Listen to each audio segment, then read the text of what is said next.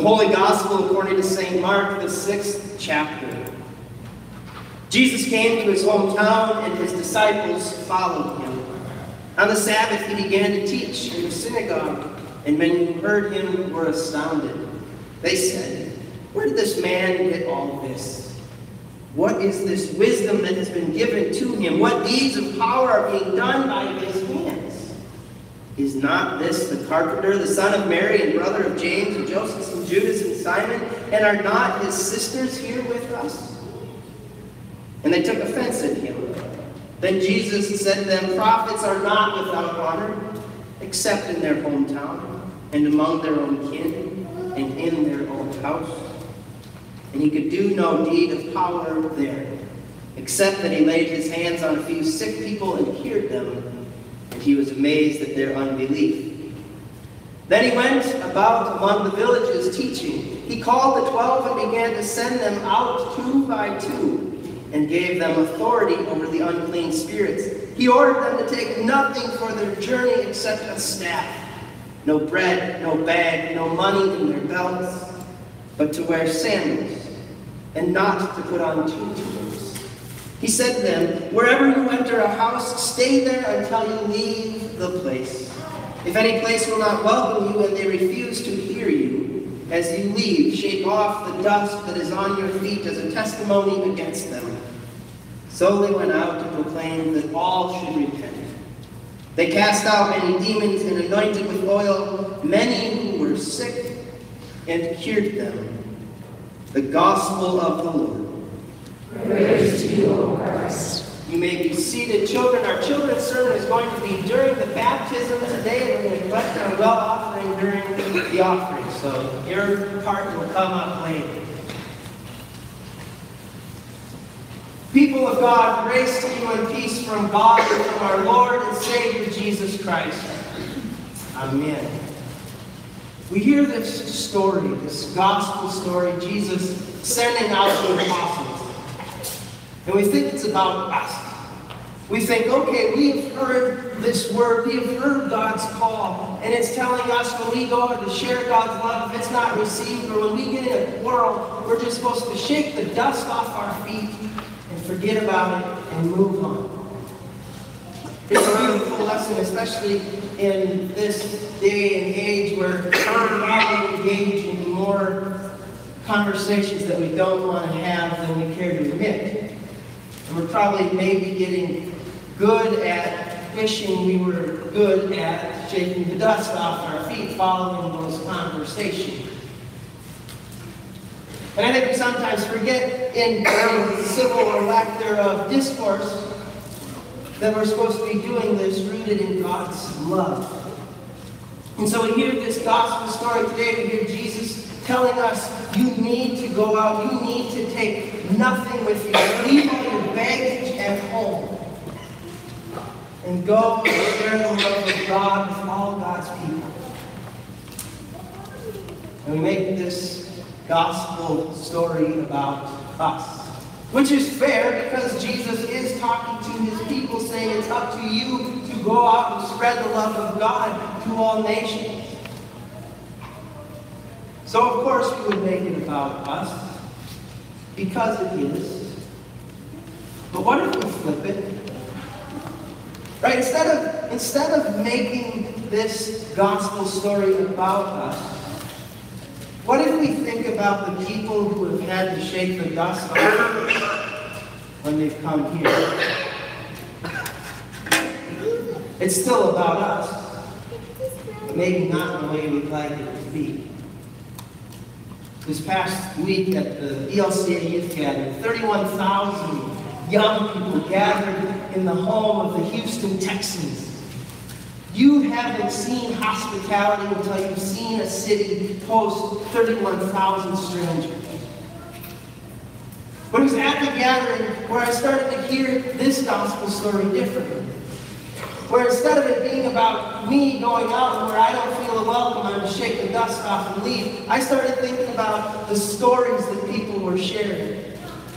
And the demographics that were represented by those speakers, who told their stories of how God's call to them changed everything for them, and how God's grace shown to them changed everything for them, and how God's love shown to them changes everything, and how Jesus in their life changes everything. Because you see, the demographics that were represented in those speakers were demographics that we've probably shunned as the church. And the first speaker of the gathering was a quote I hope I don't ever forget. He said, "It takes great courage to be hopeful." Brian Stevenson is his name. He's an American lawyer, works with criminals who've been unjustly prosecuted. And this quote is stuck with me. It takes great courage to be hopeful. And I think of the demographics that we heard from, the demographics that were represented by the speakers, speaking to 31,000 young people. And how courageously hopeful the people who are continually turned away by the church must be. I'm a fortunate one. The church has always welcomed people like me with open arms. I don't know what it's like to have to shake the dust off my feet in church. Because I've always been. But I know that it takes great courage to continually come back to a place that says you don't belong. Hoping that one day you will receive that open arm embrace that God has for all God's children. And this gospel story becomes not about us as the people going up, but the ones who've caused people to shake the dust off their feet. But in baptism, we're going to hear a lot about baptism in the next 3 weeks because we've got 3 baptisms in 4 weeks coming up, and I'm really excited. But in baptism, we mark children as gods. We don't tell them that if they go awry, God won't love them. Because that's foolish. And we all know it. We know that there's nothing that any child that has ever been baptized, any child that God looks upon with great joy and says, "You are mine," we know that there's nothing that child could ever do to make God stop loving them. That's grace. And in baptism, we receive this gift of grace that never goes away. Yet sometimes as church, we think it ought to. And sometimes as church, we give people this need to shake the dust off their feet and leave us. Because they haven't received that love that we have all come to know and enjoy oh so much, to the point that we think we're in control of it. There's another quote from one of the last speaker we heard. She reminded the 31,000 young people who've been screaming at the top of their lungs, and their adult leaders who no longer had voices, wondering if this trip would ever end. Let's be honest. She said, if the joy that you feel right now, if the joy that you feel right now is only for this place and this gathering, it's not God's joy.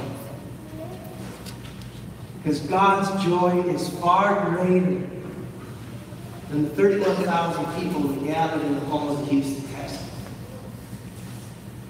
That quote applies to this gathering. If the joy you feel when you see a child baptized is only for this place and this very time, it's not God's joy. It's great. It's wonderful to be joyful to see a baby baptized. But if that joy is reserved for this place only and people here, it's not God's joy. Because God's joy is far greater than any football stadium and whatever crowd might gather in. God's joy is far greater than the roughly 117 people gathered in worship today. Because God's joy is for outside of this place. And we know there are people who are going to see us beaming with God's joy and think we're a bit crazy. And we know that people are going to see us beaming with God's joy and think that they deserve God's joy too and say they've lost it. And that's the hardest part.